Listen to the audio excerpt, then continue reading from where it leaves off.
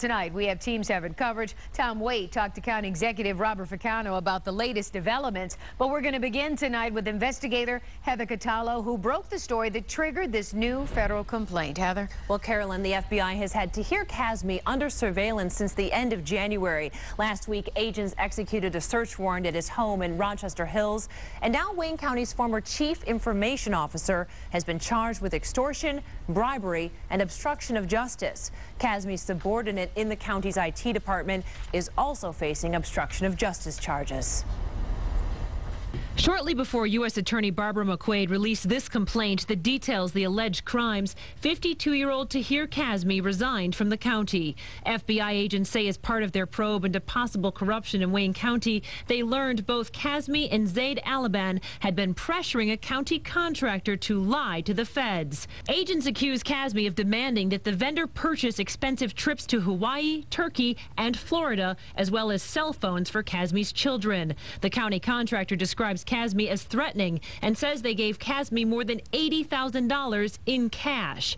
Agents say Kazmi also demanded that the vendor give Kazmi's brother-in-law 49% of the contractor's company. It seems the federal probe picked up steam after the 7 Action News investigators broke the news that former Wayne County Economic Development Chief Turkia Mullen was given $200,000 in severance when she resigned. The complaint appears to reference Kazmi's meeting with former Deputy Wayne County Executive Azam Elder that our undercover cameras caught back in October. That day, Elder and Kazmi met in Elder's County SUV in Dearborn before Elder secretly met with Mullen. What were you meeting with Ms. Mullen about? According to the complaint, when Kazmi found out he was a target of the probe, he tried to obstruct the investigation by asking the contractor to call the trips and cash loans and creating fake receipts. The feds say Alaban was also involved in trying to convince the vendor that the gifts were loans and handing over cash so the contractor would say Kazmi had paid him back.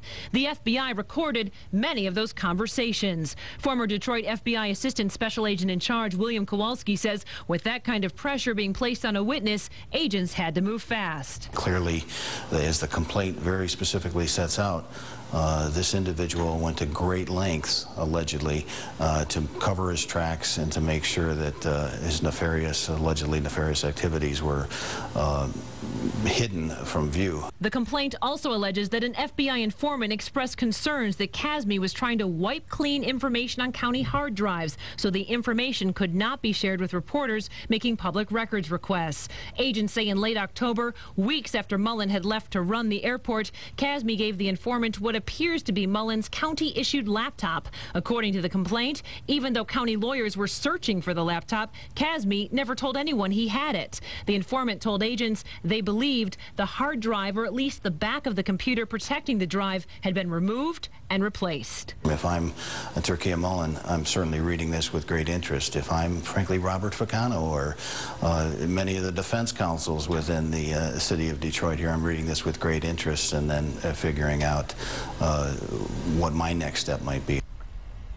We have reached out to Kazmi and Alaban. So far, no comment from either of them about these charges. Kazmi is expected to turn himself in to the U.S. Marshals tomorrow. Stephen?